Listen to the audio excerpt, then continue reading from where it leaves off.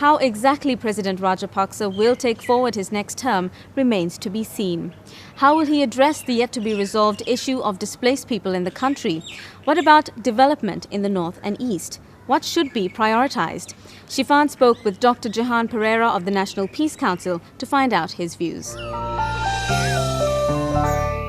Dr. Jehan, thank you for joining me on the Nova Zone today. The presidential election, which we saw last week, saw the incumbent president coming back into power. However, this presidency has been contested by the opposition. And how do you think that this dispute should be resolved in the best interest of the country? I think the president has a big challenge ahead of him to address the concerns not only of the opposition leadership, which is alleging that the election has taken place in an unfair manner, but also the constituency, the large constituency who voted for the opposition, because many of them, if not most of them, seem to be convinced that the results of this election are not authentic ones. So it is up to the government now to show that actually that the opposition cannot come up with any hard evidence of fraud. So far, election monitors have said that what happened on the day of the election itself during the polling was relatively peaceful and calm. That's what they have said. Now, the outcome may be disputed, but the fact is that at the end of the day, President Rajapaksa is in office. And he came into power with a mandate, and the mandate was to promote post-war reconciliation, economic development, and ethnic reconciliation. So how should he be working towards these promises in the future?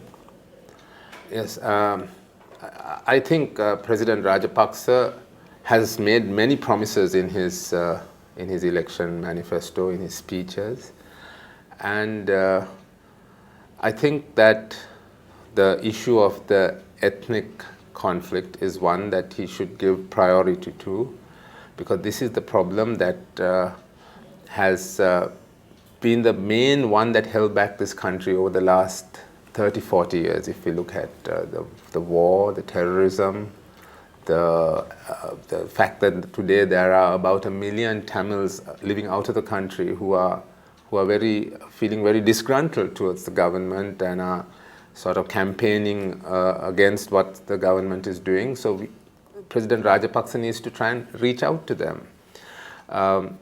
About 2 weeks before the election, I was able to go to the Vavuniya camps. Very difficult to get in. I mean, those people, although they are allowed to come out, people can't go in. It's not very easy to go into those. But a good sign of this election has been the opening up of roads and relative freedoms. Right? Yes, it is. But the point I'm making is that the government needs to now help those people.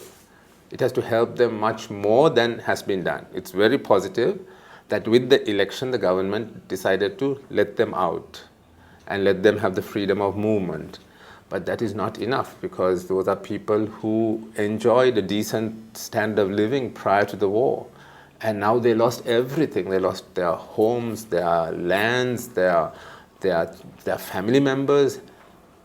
They need to get something to restart them. I mean, we saw people on the sides of the road who have been resettled with 25,000 rupees. Now, we know how 25,000 rupees just does not go very far today, and a few tin sheets.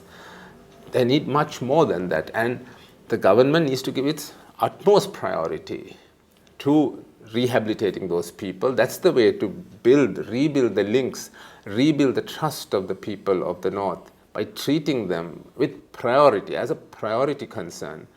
And this means that also that the government should also talk to the people there. On a political level, what specifically must be done for the Tamil people? I mean, politically, what the Tamil people have always asked for is to be able to have some form of decision-making power, so that what their representatives say and advocate means something. It's no point just having a voice. They have had a voice in our parliaments. But because they are always a minority, the decision is taken by someone else. They must share decision-making power. Now, in a case where there is a ethnic majority and an ethnic minority, and these are permanent features, the ethnic minority will always be outvoted when it comes to a difference of vision. So therefore you must find some arrangement in which they will not always be just outvoted simply because they are a minority. You have to find a way. That is what is called power sharing. And one form of power sharing, which the Tamils have been asking for, is the idea of devolution of power.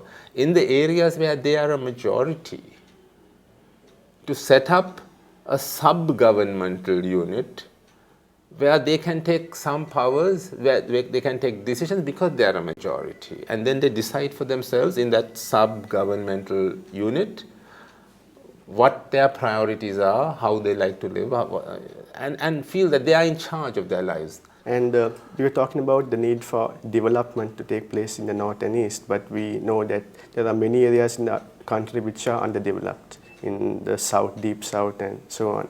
So like development has to be equitable, and so how would you like to see this happening? The Sinhala people sometimes feel that all development is just centered in the north and east, and as a result they feel like neglected, and certain rifts have been created over time. How would you like to see this being addressed? Well, it has to be addressed by better information flow. The people in the south, who are also poor, there are many poor people in the south, they need to be shown what actually life is like in the north. And when they see it, they'll know that life is much worse in the north and east than in the south.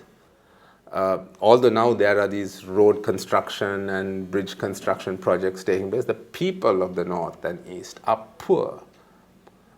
You know, they may see these big development schemes, but the people are very poor. So there should be better information flow. There should be more access by journalists to those areas. And also government can arrange people-to-people exchanges so that people in the south can go to the north, and people in the north can also go to the south and see that the south also, that there is a lot of poverty in some parts of the south.